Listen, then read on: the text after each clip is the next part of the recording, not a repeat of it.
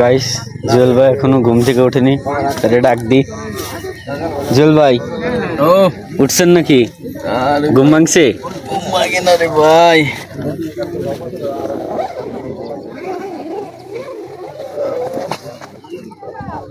ঘুমেন। এই ঘুম ভাই, একবার পাহাড়ে আইছি তো, পাহাড়ের তো মনে করো যে ভাই পরিবেশটা হেভি একটা পরিবেশ। এই তাঁবুতে সেই ফাটাফাটি ঘুম, কিন্তু একটু মশা ছিল, তারপরে মশা লাগে নাই।